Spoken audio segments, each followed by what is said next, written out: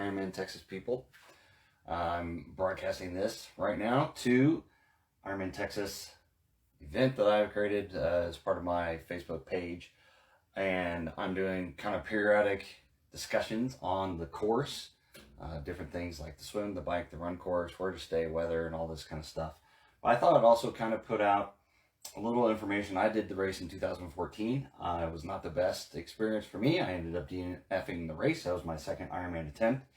Learned a lot from that mistake. I think a lot of people could say they've learned a lot from their mistakes more than they've kind of learned from successes necessarily. But knowing the event and going there and doing it, I've got a little bit of perspective on necessarily the pros and the cons of why to do Ironman Texas. If you're kind of on the fence and you're looking at the event or like, well, I just don't know, there's certain things going on. From my perspective, these are the things that kind of I picked up on. If you got any other questions, you can always put them in the comments and I'll address them as well.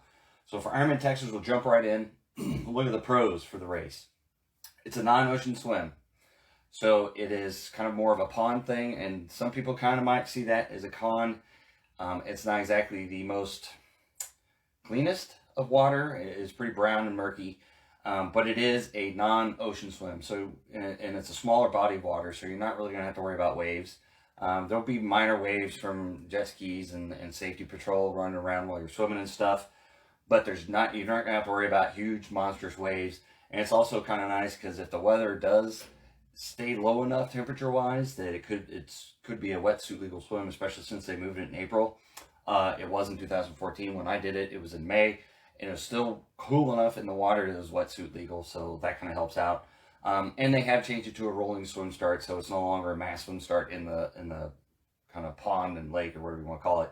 So, but it's not really, there's not a huge issue with waves or anything like that. So if you're kind of nervous about doing your first Ironman race and swimming is kind of not your jam, this swim is pretty low key and it's pretty straightforward, and it's not really, other than being a little bit murky, it's not that big of a problem.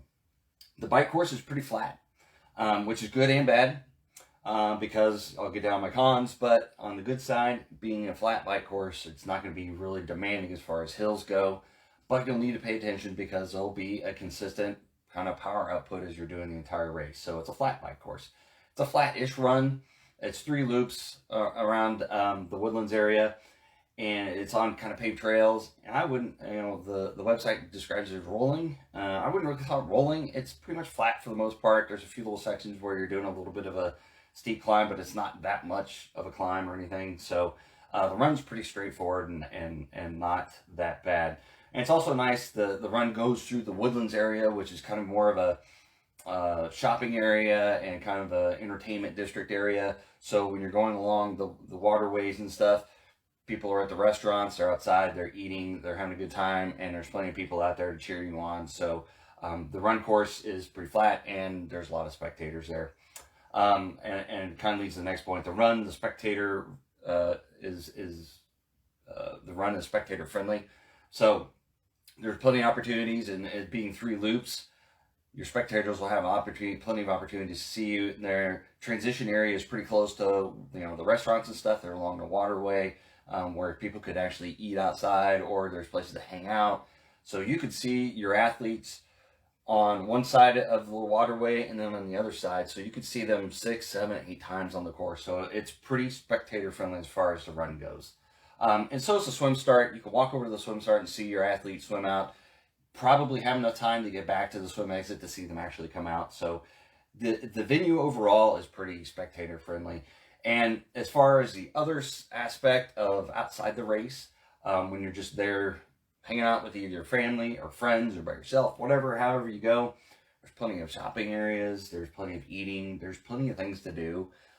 It's a pretty kind of a suburban area / you're getting a little bit into the urban area, but the Woodlands area is a pretty shopping and entertainment oriented district. So there's plenty of things to do. There's plenty of lodging nearby, so you could stay there. You can find a place. It might be a little bit more expensive, but you can find a place pretty close to the venue, pretty close to Ironman Village. Probably wouldn't have to have a vehicle to really drive around that much to get around. There's plenty of things there. Plenty of opportunities to go shopping, to eat out, to whatever you're going to do.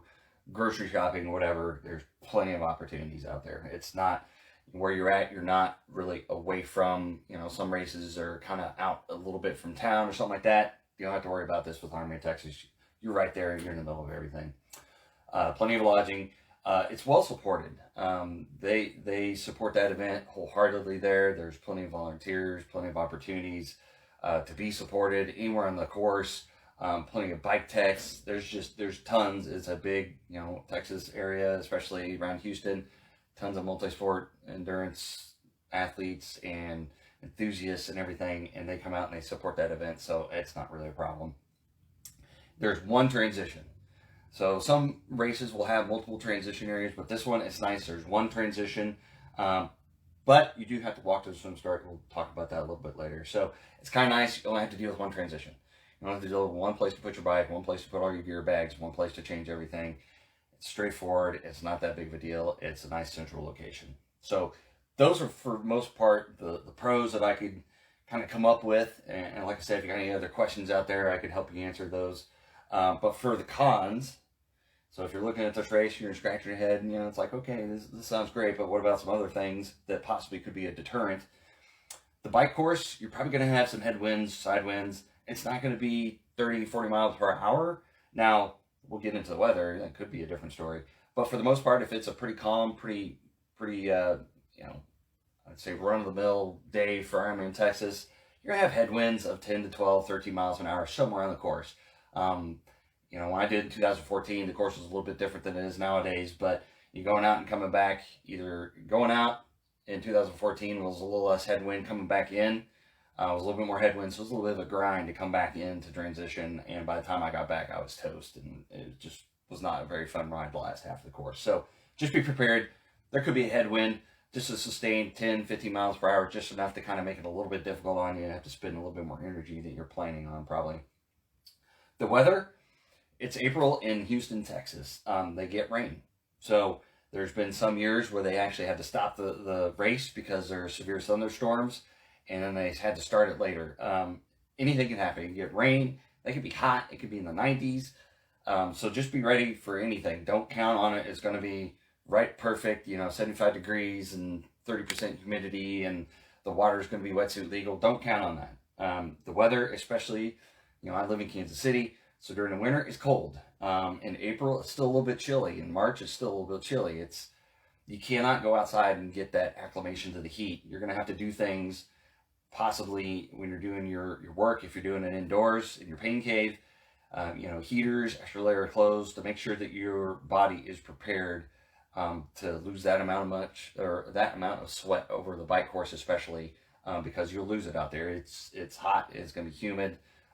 Even if it's in the 70s with that humidity that gets down in Houston, it could be a little bit of a sweat fest. So just be ready for that. And as I kind of alluded to, you're going to be training over the winter.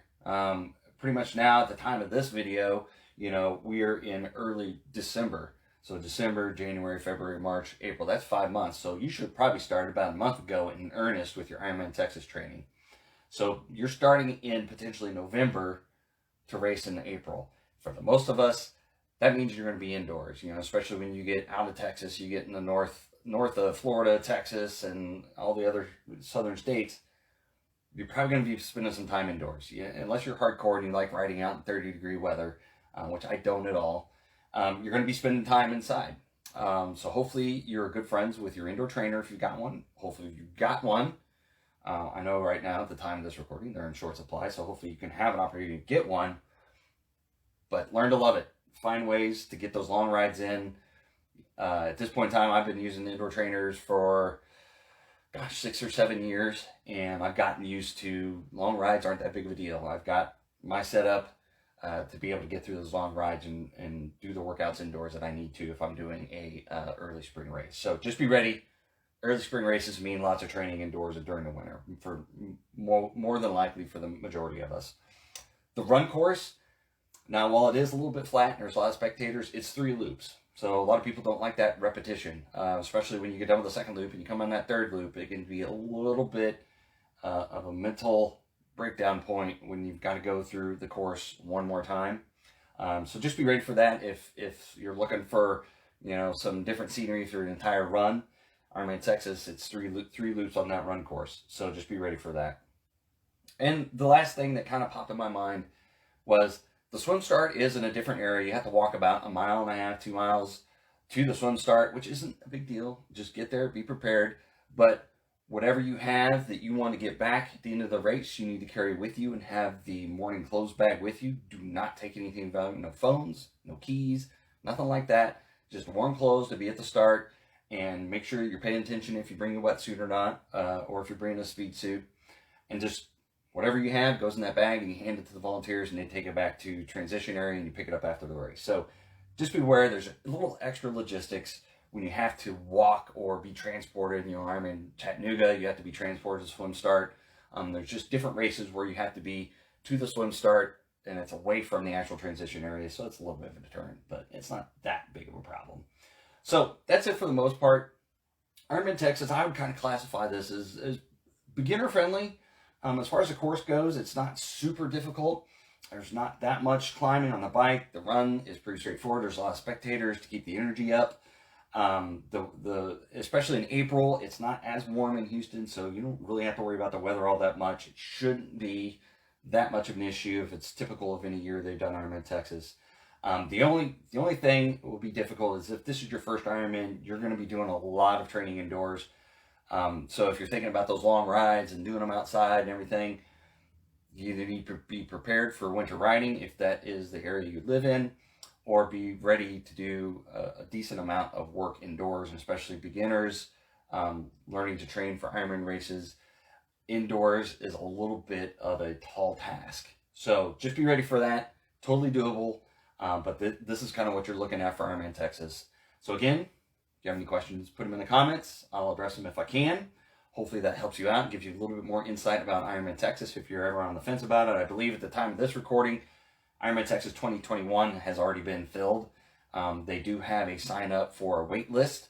So as things change, we're currently in a pandemic. As things change, maybe opportunities open up. Maybe they may open up in a few more spots for registrations. So if this helps you make your decision, I hope that helped out. And with that, happy training. Tune in next time, and we'll talk more about Ironman Texas.